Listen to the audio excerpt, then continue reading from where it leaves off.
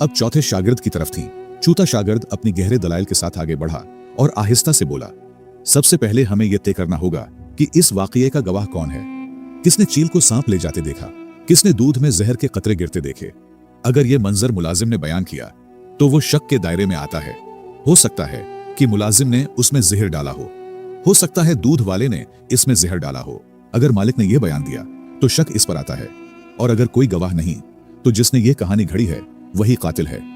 काजी नोमान ने उसकी बात सुनकर बड़ी गहरी नजर से उसका जायजा लिया और फिर मुस्कुराते हुए कहा, तुमने इंसाफ के उसूलों को गहराई से समझा है। वाकई हकीकी इंसाफ वही कर सकता है जो सवालात की तह तक पहुंचे, और तुमने इस आजमाइश में कमाल दिखाया है। तुम ही इस मनसिब के अहल हो। काजी का लहजा पूरे कमरे में एक नए हौसले का पैगाम दे रहा था और शागिर्दों की नजरें चमक उठीं। कादी नौमान ने अपने चौथे शागिर्द की बसीरत की दाद दी और कमरे में बैठे दीगर शागिर्दों को गहराई तक फलसफा और मंतिक को समझने का मशवरा दिया। उन्होंने कहा, इल्म वो खजाना है जो इंसान को न सिर्फ दुनिया की हकीकतों से आगाह करता है बल्कि उसे उसके अमल और किरदार का भी सच्चा रहनुमा बनाता है। लोगों में इल्म के साथ मोहब्बत का यह आलम था कि उस दिन बगदाद की गलियों में इस वाकये का चर्चा हो गया और लोग न सिर्फ काजी की हिकमत को सराहने लगे बल्कि उसके शागिर्द की इंसाफ की बसीरत पर भी फख्र करने लगे और उसको मुख्तलिफ इनामात और इकरामात से नवाजे। जब काजी नौमान बूढ़ा हुआ तो उसने अपने काबिल शागिर्द को अपना जानशीन बनाया।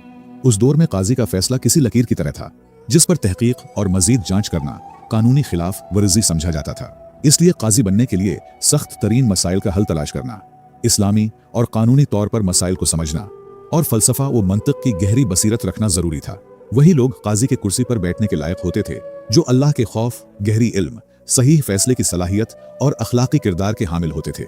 ऐसे अफराद न सिर्फ कानूनी मसाइल को समझते थे बल्कि इंसाफ के तकाज़ों के साथ साथ अपने फैसलों में इंसानियत और अखलाकी उसूलों को भी अहमियत देते थे।